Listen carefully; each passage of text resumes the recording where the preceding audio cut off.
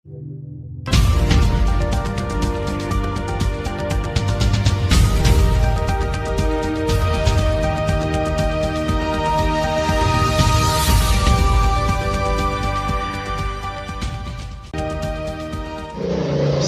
malam dulur-dulur saya sekota Cilegon.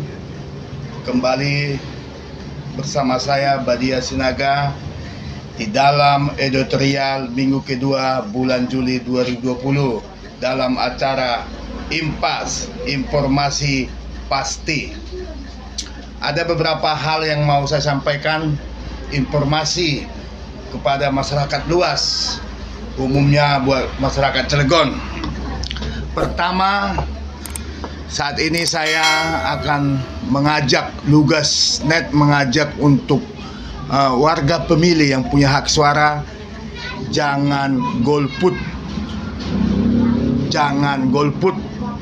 Jika golput sama artinya tidak mencintai daerahnya, tidak mencintai kota, kabupaten, bahkan provinsi. Ya, sekali lagi, setiap sesi tentang pilkada saya akan ingatkan terus, jangan golput. Oke, itu yang pertama. Yang kedua tentang verpak, verifikasi faktual, yang saat ini terus berjalan. Dan informasi yang saya dapat bahwa tanggal 20 sampai tanggal 21 adalah pendataan di tingkat kota KPU, ya.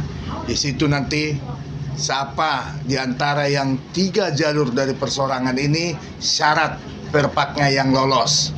Tapi salah satu calon perorangan secara internal mereka menyampaikan sudah memenuhi syarat sesuai dengan syarat KPUD untuk jalur persorangan, ya. Mereka sudah bahkan melebihi daripada syarat yang ditentukan, ya.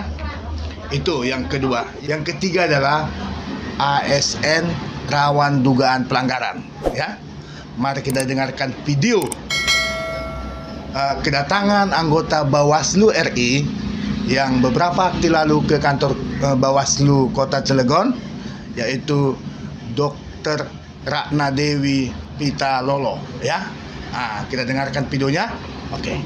Tapi kalau di KSN itu memang sampai hari ini belum ada pengaturan secara tegas bahwa tindak lanjut rekomendasi Bawaslu itu harus diproses misalnya 5 hari atau 10 hari, ya itu nggak ada. Jadi makanya lewat kerjasama kami sudah menandatangani, ya, program kerjasama dengan KSN. Salah satu yang kami dorong itu KSN harus membuat SOP, sehingga kami punya kepastian tindak lanjut itu paling lama dikeluarkan itu sampai hari keberapa. Nah, sehingga ketika publik bertanya, kami bisa memberikan jawaban.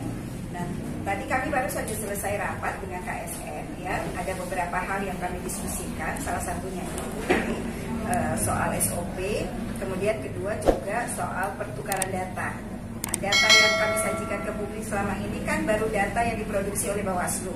Misalnya berapa temuan dan laporan, kemudian berapa yang sudah kami tangani, berapa yang kami rekomendasikan kepada KSN, ya. Sementara kan prosesnya itu belum selesai sampai di situ. Proses eksekusi dari rekomendasi Bawaslu itu kan nanti ujungnya ada di PPK. Nah, ini yang kami ingin data itu bisa kami sajikan secara lengkap. Nah, ketika kami berikan kepada KSN, bagaimana tindak lanjut yang dilakukan oleh KSN, berapa yang sudah mereka proses melalui kajian yang kemudian mengeluarkan sanksi dan diteruskan kepada PPK.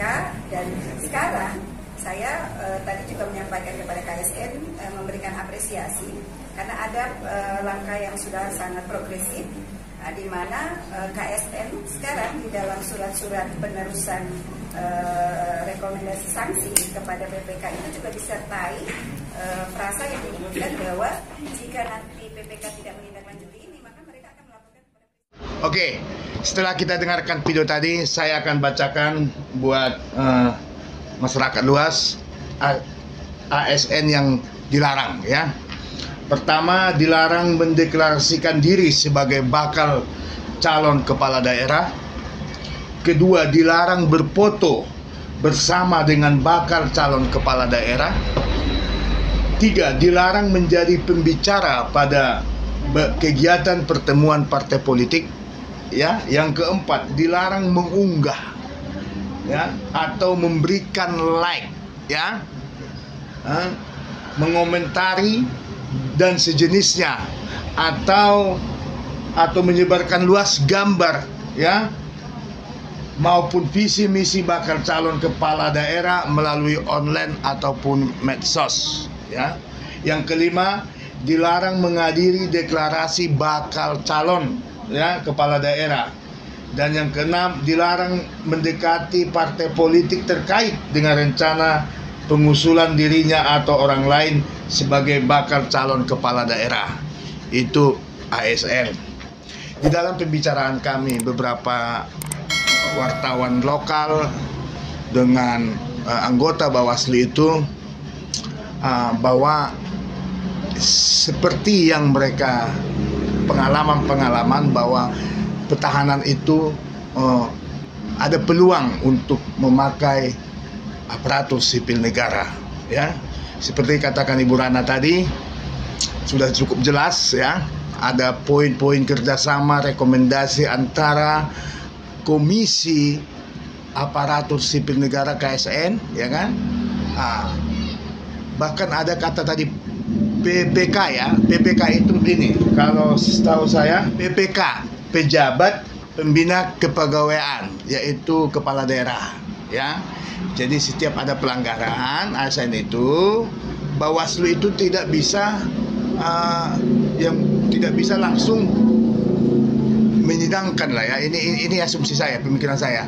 Tapi dengan adanya hasil pertemuan seperti yang dijelaskan Ibu Rana tadi, bahwa kedepannya ini sudah ada, artinya Komisi Aparatur Sipil Negara bisa langsung ke presiden, tidak melalui ke kepala daerah lagi kalau tidak ada respon ya.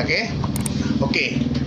Hanya itu yang bisa saya sampaikan dalam editorial kali ini. Jadi poinnya saudara-saudaraku pada malam hari ini dalam editorial, poin saya malam hari ini adalah ada 3 ya. Pertama, yaitu mengajak supaya kita masyarakat yang punya hak pilih jangan golput. Kedua, kita kawal terus verifikasi faktual di KPU yang tanggal 20 sampai 21 adalah di tingkat kota, kabupaten, kota di Cilegon ya, ataupun di kabupaten di mana. Yang ketiga, yaitu ASN dugaan rawan pelanggaran ya kan. Oke, mari kita kawal pemilu yang sehat, pilkada yang sehat di daerah dimanapun kita, bahwa masyarakat menjadi mengawal, kita semua bisa mengawal ya. Tadi pelanggaran ASN itu ketika masyarakat mengetahuinya bisa memberitahukan kepada media, kepada Panwaslu ya. Demikian editorial kali ini, saya Badia Sinaga, salam sehat selalu.